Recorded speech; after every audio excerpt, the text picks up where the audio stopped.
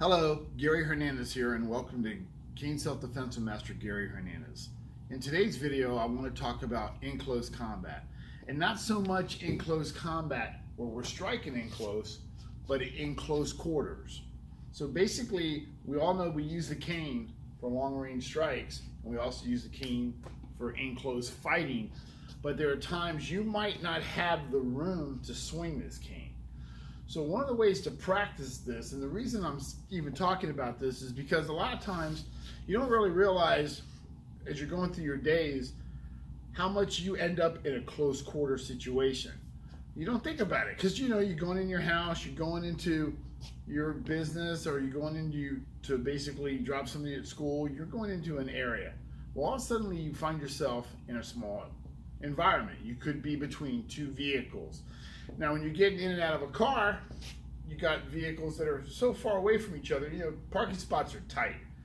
And cars, the roofs are about so high.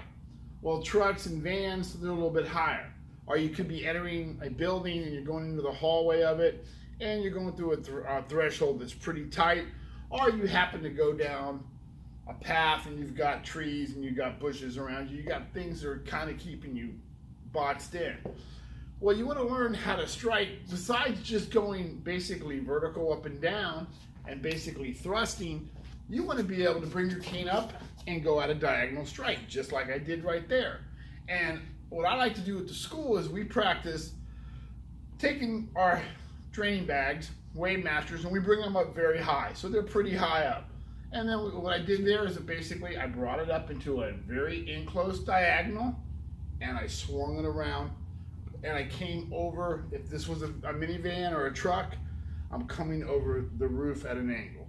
That way, when I'm swinging and I go to pick it up, I'm not banging it into a vehicle. I'm not getting caught up, stuck on a vehicle, or it bounces and hits me in the head or something like that. I'm basically practicing on bringing it up and swinging it through an area to where I'm coming down. Just in case their hands are, they've got something here and I can't come straight up. Yes, I could swing it up and over. But maybe I start to come up here and I want to thrust, all of a sudden they come in, then I bring it around. So it's a good idea if you're a school instructor and you're teaching cane, or you're practicing and you have Wave Masters or any kind of bags, you can put them up, and that way you can practice.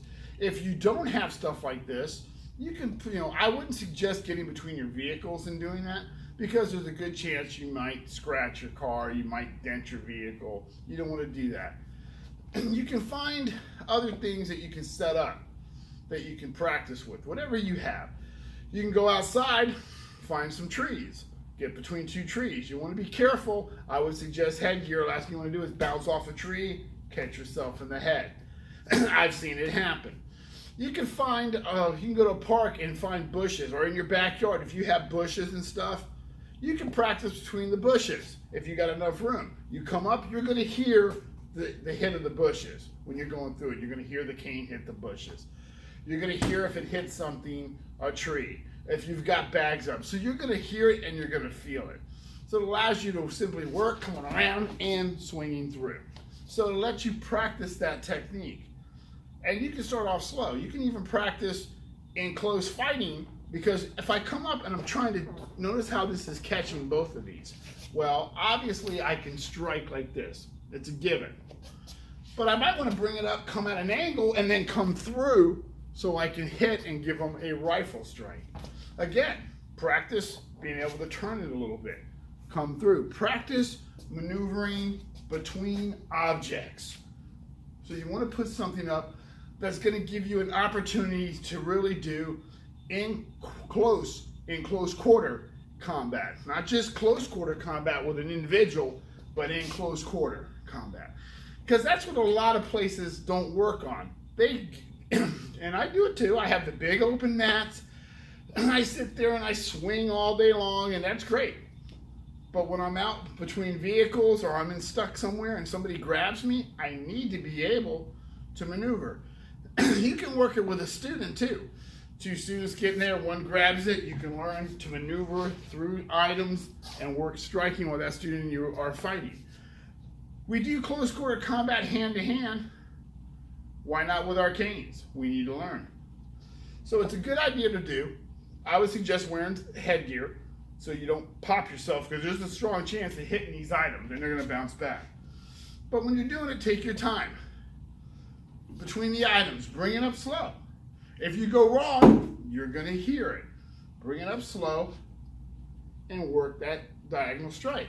If you do that swing wrong, you're going to hear it. If you come up this way and hit, you're going to hear it. So take your time, practice it. It's a good idea to do. Definitely set something up and allow yourself the time, the opportunity to work in close quarter combat. So one more time, I'm here, I'm in between things. I'm just doing a diagonal strike. Roof block, diagonal block, however you want to call it. I'm bringing that cane up. I'm keeping it in tight, real tight. Because if I go like this, it's right hitting both bags. It's in tight, coming right through. You don't just have to practice that. You can practice your vertical strikes. You can practice thrusting through, making sure your horn doesn't catch something. There's a lot of benefits to doing in close quarter combat drill training. So I highly recommend it. I suggest it. Start doing it today. And hopefully this drill helps and gives you some ideas. Again, Gary Hernandez, and I'll see you guys next week. Thank you.